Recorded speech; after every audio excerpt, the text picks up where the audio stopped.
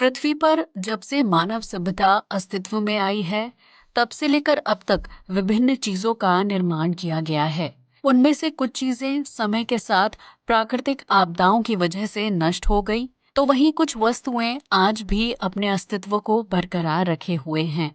आज हम आपको धरती पर कुछ ऐसी ही अद्भुत संरचनाओं के बारे में बताने जा रहे हैं, जो असल में पुरातत्वविदों और वैज्ञानिकों को हैरत में डाल देती हैं। स्टील। अब आप सोच रहे होंगे कि मानव निर्मित चीजों में स्टील का नाम शामिल क्यों किया गया है, क्योंकि ये तो एक प्राकृतिक धातु है। भले ही स्टील एक प्राकृतिक धातु है, लेकिन इसके इतिहास को लेकर भी वैज्ञानिकों और पुरातत्वविदों के बीच मतभेद देखने को मिलता है। अगर स्टील के इतिहास की बात करें, तो पुरातत्वविदों और इतिहासकारों का मानना है कि इस धातु का इस्तेमाल सबसे पहली बार भारत में 1400 बीसी के दौरान किया गया था। लेकिन क्या इन तथ्यों में पूरी सच्चाई है?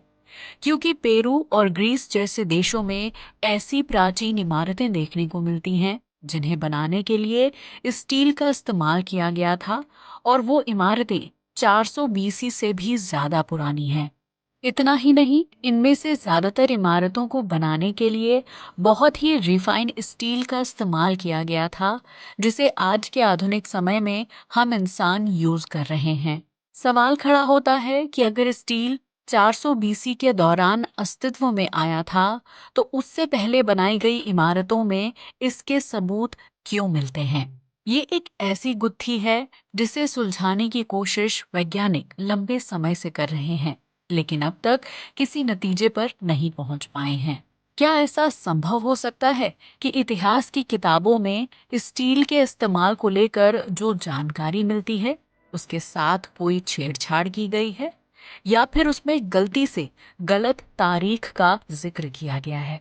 खैर, वजह चाहे जो भी हो, लेकिन स्टील की मौजूदगी और उसके इस्तेमाल को लेकर वैज्ञानिक आज भी कंफ्यूजन की स्थिति में नजर आते हैं। द स्कल्पचर्ड रॉक्स ऑफ रोथेनफ। धरती पर मानव निर्मित चीजों में एक ऐसे स्ट्रक्चर का नाम भी शामिल है जिसे देखकर ज्यादातर लोग सोच में पड़ जाते हैं। दरअसल फ्रांस में ब्रिटानी प्रांत में द स्कल्पचर्ड रॉक्स ऑफ रोथेनफ नाम की अद्भुत कलाकृति देखने को मिलती है, जिसे बनाने का श्रेय चर्च के पादरी एबे एडोल्फ जूलियन फोर्ड को दिया जाता है। एबे लंबे समय से प्रांत के चर्च में पादरी की जॉब कर रहे थे, लेकिन 51 साल की उम्र में वो अचानक एक गंभीर बीमारी की चपेट में आ गए थे, और इसकी वजह से उनके बोलने और सुनने की शक्ति पूरी तरह से खत्म हो गई थी। एबे को पादरी के पद से इस्तीफा देना पड़ा था, जिसके बाद उनके पास दिन बिताने के लिए कोई काम नहीं होता था। उस स्थिति में एबे ने कुछ वक्त बिताने के लिए समुद्र के किनारे बैठना शुरू कर दिया था, जहां उन्होंने साहिल पर चट्टानों को पानी से टकराते हुए देखा। इस गतिविधि को देखने के बाद एबे के मन में एक विचार आया, और वो अगली सुबह छैनी और हथौड़ा लेकर वापस उन चट्टानों के पास पहुंच गए, जिसके बाद उन्होंने उन चट्टानों को मूर्ति का आकार और रूप देना शुरू कर दिया था। शुरुआत में आम लोगों को लगा कि एबे अपनी बीमारी की वजह से पागल हो गए हैं, लेकिन जब उन्होंने पहली मूर्ति को बनाकर पूरा किया, तो लोग उनकी कला को देखकर हैरान रह गए थे। इस तरह एबे ने साल 1894 से लेकर 1910 तक बेजान पत्थरों को नया रूप रंग देने का काम जारी रखा, जिसकी वजह से समुद्र का किनारा एक खूबसूरत और आकर्षक जगह में बदल गया था। इतना ही नहीं, एबे जब उन पत्थरों को मूर्ति का रूप दे रहे थे, उस समय उनका एक हाथ काम करना बंद कर चुका था। कई लोगों को इस बात से हैरत होती है कि आखिर कैसे कोई इंसान सिर्फ एक हाथ से इतनी खूबसूरत मूर्तियां बना सकता है, और वो भी प्राकृतिक चट्टानों को उनकी जगह से हिलाए बिना। इस काम को पूरा कर पाना बहुत ही मुश्किल है। वहीं कुछ लोगों का मानना है कि ये मूर्तियां किसी और सभ्यता या एलियंस ने बनाई हैं, जिन्हें बनाने का श्रेय जानबूझकर एबे को दिया जाता है, क्योंकि बोलने, सुनने और एक हाथ काम ना करने की क्षमता को खो देने के बाद इंसान इतना दुखी और हताश हो जाता है कि वो इस तरह की मूर्तियों को अकेले बिल्कुल भी नहीं बना सकता है, जबकि उस दौर में आधुनिक मशीनें या कोई खास टेक्नोलॉजी भी नहीं थी। हालांकि ये बात अलग है कि कई लोग इस स्ट्रक्चर को एबे के दृढ़ संकल्प और आत्मशक्ति से जोड़कर देखते हैं, जिन्होंने सिर्फ अपने इरादे को पूरा करने के लिए शारीरिक और मानसिक शक्ति का इस्तेमाल करके इतनी खूबसूरत मूर्तियां बनाकर तैयार की थी। वर्तमान समय में ये जगह पर्यटकों के बीच काफी ज्यादा मशहूर है, जहां आपको एक से बढ़कर एक मूर्तियां और पत्थरों की आकर्षक बनावट देखने को मिल जाएगी। मेडन टावर अज़रबैजान देश के बाकू शहर में बहुत ही प्राचीन इमारत है, जिसे मेडन टावर के नाम से जाना जाता है। वैसे तो इस इमारत का असल नाम किज कलासी है, जिसे 9वीं शताब्दी के दौरान बनाकर तैयार किया गया था। ये एक 29.5 मीटर ऊंची इमारत है, जिसके निर्माण को लेकर पुरातत्वविदों के बीच मतभेद देखने को मिलता है। दरअसल इस इमारत पर किए गए अध्ययन से पता चलता है कि इसे बनाने के लिए इस्तेमाल किए गए पत्थर लगभग 2500 साल पुराने हैं, जबकि उस दौर में 3 मंजिला इमारतों को बनाने का चलन नहीं था। आज के समय में 3 मंजिला घर या इमारत को बनाना बहुत ही सामान्य बात है, क्योंकि धरती पर आबादी बढ़ रही है और लोगों को अपने रहने के लिए आरामदायक और सुविधाजनक घरों की जरूरत होती है। लेकिन आज से 2500 साल पहले बनाई गई इस इमारत को 3 मंजिला बनाने का मकसद क्या था और इसका इतिहास किस चीज से जुड़ा हुआ है, ये कोई नहीं जानता। हालांकि बाकू के मशहूर किस्से कहानियों में मेडन टावर को लेकर कुछ तथ्य मिलते हैं, जिसके मुताबिक एक राजा अपनी बेटी की शादी उसकी पसंद के बिना करवा रहा था। राजकुमारी ने राजा के सामने ये शर्त रखी कि वो उसके लिए एक टावर बनवाए, जिसके तहत राजा ने अपनी बेटी के लिए इस 3 मंजिला इमारत को बनवाकर तैयार करवाया था। लेकिन जब इमारत बनकर तैयार हो गई तो राजकुमारी ने इसकी सबसे ऊपरी मंजिल से कूदकर आत्महत्या कर ली थी। इस कहानी को लेकर बाकू में कई स्टेज प्ले और कविताएं भी लिखी जा चुकी हैं, जिसकी वजह से ये टावर अपनी अलग पहचान रखता है। लेकिन पुरातत्वविदों का मानना है कि बेटी की ख्वाहिश पूरी करने के लिए 3 मंजिला इमारत बनाने का कोई खास तुक नहीं बैठता है। जबकि इस देश में जब ये इमारत बनाई गई थी, उस दौर में इस्लाम धर्म भी अस्तित्व में नहीं था। यही वजह है कि कई लोग मानते हैं कि मेडन टावर की असल सच्चाई कुछ और है, जिसे स्थानीय लोग और सरकार छिपा रहे हैं, और उसके लिए एक काल्पनिक कहानी को आम लोगों के बीच मशहूर किया गया है। हालांकि वर्तमान समय में मेडन टावर मशहूर पर्यटन स्थल बन चुका है, जिसे देखने के लिए लोग दूर दूर से आते हैं। वहीं कुछ लोग कहते हैं कि मेडन टावर एक सामान्य सी बिल्डिंग है, जिसे लेकर पुरातत्वविद जानबूझकर सस्पेंस का माहौल पैदा कर रहे हैं। इस इमारत को साल 2001 में यूनेस्को ने प्राचीन स्ट्रक्चर की लिस्ट में शामिल किया है, जो धार्मिक और सामाजिक रूप से बाकू के स्थानीय लोगों के लिए काफी अहम है। इनका एक्वेडक्ट्स धरती पर कई तरह की सभ्यताएं रही हैं, जिसमें इनका सभ्यता का नाम भी शामिल है। ये सभ्यता आज से तकरीबन 3500 साल पहले साउथ अमेरिका में रहती थी, जबकि इस सभ्यता से ताल्लुक रखने वाले लोगों ने कई अहम चीजों को बनाकर तैयार किया था।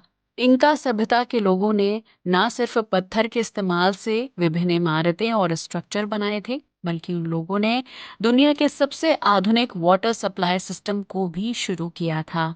वर्तमान समय में काफी पढ़े लिखे लोग शहरों में वाटर सप्लाई सिस्टम की नींव रखते हैं। हालांकि इसके बावजूद भी लीकेज, ब्लॉकेज और पानी की सप्लाई में दिक्कतें होती हैं। लेकिन आज से 3000 साल पहले इनका सभ्यता के लोगों ने एक खास तरह का वाटर सप्लाई सिस्टम शुरू किया था, क्योंकि उस दौर में इस सभ्यता के लोगों को पीने के पानी की कमी का सामना करना पड़ रहा था।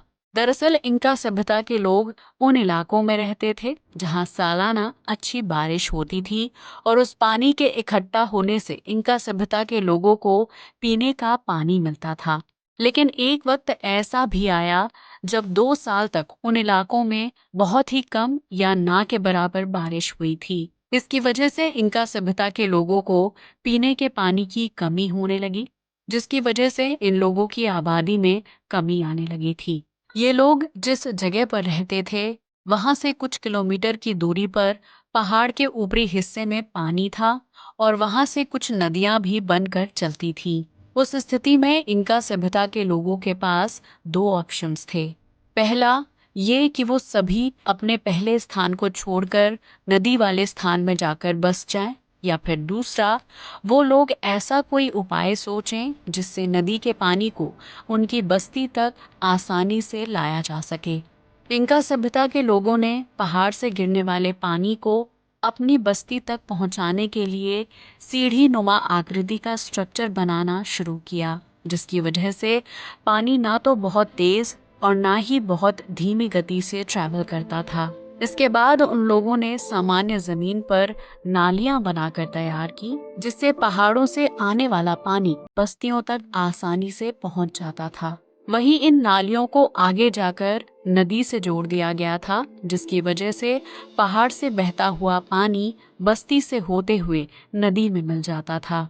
इससे पानी की बर्बादी नहीं होती थी और नदी में भी हमेशा पानी बना रहता था और इनका सभ्यता के लोगों की पानी की कमी भी दूर हो गई। अगर आप इनका सभ्यता के लोगों के इस वाटर सप्लाई सिस्टम को ध्यान से देखेंगे तो आपको उनकी कला और इंजीनियरिंग का नमूना देखकर हैरानी जरूर होगी। ये वाटर सप्लाई सिस्टम इतने सटीक तरीके से तैयार किया गया है कि 3000 साल बीत जाने के बाद भी ये काफी अच्छी हालत में है, जिसका विभिन्न देशों के इंजीनियर और वास्तुकार अध्ययन करते हैं। कई लोगों का मानना है कि इंका सभ्यता ने इस वाटर सप्लाई चेन को अकेले नहीं बनाया है, बल्कि इसमें उन्होंने किसी की मदद ली होगी। हालांकि ये अपने आप में बहुत ही चौंका देने वाली बात है कि इस स्ट्रक्चर को उस वक्त बनाया गया था जब धरती पर आधुनिक मशीनों, नक्शों या फिर किसी तरह की टेक्नोलॉजी का इस्तेमाल नहीं किया जाता था। पुमा पुंकू धरती पर पाए जाने वाले प्राकृतिक तत्वों में से कुछ तत्व इतने जटिल होते हैं कि वैज्ञानिकों को उन्हें समझने में कई सालों का लंबा वक्त लग जाता है, लेकिन इसके बावजूद भी वो किसी नतीजे पर नहीं पहुंच पाते हैं। टाइटेनियम जैसी धातु ने भी वैज्ञानिकों को काफी ज्यादा परेशान किया हुआ है, जो आसानी से पिघलता नहीं है और उसे पिघलाने के लिए आमतौर पर 1800 डिग्री सेल्सियस तक का गर्म तापमान चाहिए होता है। इस तापमान को पैदा करने के लिए आधुनिक मशीनों का सहारा लिया जाता है, लेकिन आपको ये जानकर हैरानी होगी कि 6ठी शताब्दी में कुछ लोगों ने इस तापमान को हासिल करके टाइटेनियम को पिघलाकर स्ट्रक्चर बनाने का काम पूरा किया था। दरअसल बोलीविया में पुमा पुंको एक प्राचीन स्ट्रक्चर है जो पर्यटकों के बीच काफी ज्यादा मशहूर है। ये स्ट्रक्चर किसी सामान्य पत्थर या चट्टान से नहीं बना है, बल्कि इसे बनाने के लिए टाइटेनियम का इस्तेमाल किया गया है।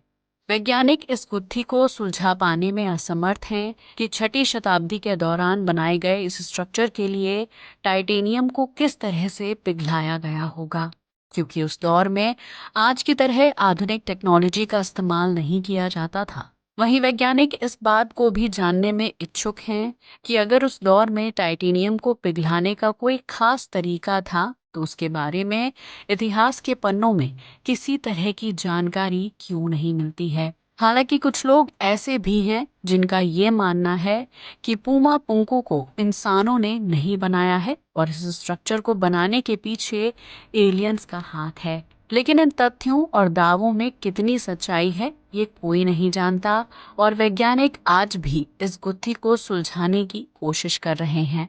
तो दोस्तों, ये थे धरती पर कुछ ऐसे स्ट्रक्चर जिन्होंने वैज्ञानिकों और पुरातत्वविदों को हैरान करने का कोई भी मौका नहीं छोड़ा है। आज के लिए बस इतना ही। जय हिंद दोस्तों।